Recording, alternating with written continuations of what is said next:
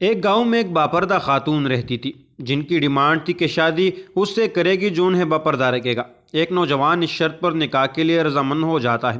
دونوں کی شادی ہو جاتی ہے، وقت گزرتا رہتا ہے، یہاں تک کہ ایک بیٹا ہو جاتا ہے۔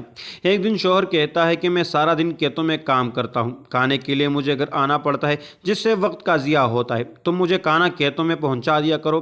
بیوی راضی ہو جاتی ہے۔ وقت گزرتے گزرتے ایک اور بیٹا ہو جاتا ہے جس پر شوہر کہتا ہے کہ اب گزارا مشکل ہے، تمہیں میرے ساتھ کھیتوں میں ہاتھ بٹانا پڑے گا۔ یوں وہ پردہ سے نیم پردے تک پہنچ جاتی ہے اور تیسرے بیٹے کے پیدائش پر اس کا شوہر مکمل بے پردگی تک لے آتا ہے۔ وقت گزرتا رہتا ہے، یہاں تک اولاد جوان ہو جاتی ہے۔ ایک دن یوں ہی بیٹے بیٹے شوہر ہنسنے لگتا ہے۔ بیوی سبب پوچھتی ہے تو کہتا ہے کہ بڑا تو پردہ پردہ کرتی تھی، آخر کار تیرا پردہ ختم ہو گیا، کیا فرق پڑا پردے اور بے پردگی کا، زندگی اب بھی ویسے ہی گزر رہی ہے۔ وہ بولتی ہے کہ تم ساتھ والے کمرے میں چھپ جاؤ، میں تمہیں پردے اور بے پردگی کا فرق سمجھاتی ہوں۔ شوہر کمرے میں چھپ جاتا ہے، عورت اپنے بال بکھیرنے رونا پیٹنا شروع کر دیتی ہے۔ پہلے بڑا بیٹا آتا ہے، رونے کا سبب پوچھتا ہے، کہتی ہے تیرے باپ نے مارا ہے۔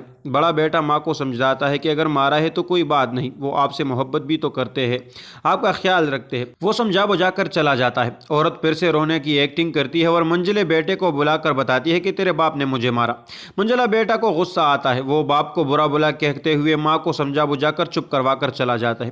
آخر کار عورت یہی ڈرامہ چھوٹے بیٹے کے سامنے کرتی ہے۔ چھوٹا بیٹا تو غصے سے آگ بگولا ہو جاتا ہے اور زور زور سے گالیاں بکتے ہوئے ڈنڈا اٹھاتا ہے اور کہتا ہے کہ ابھی باپ کی خبر لیتا ہوں۔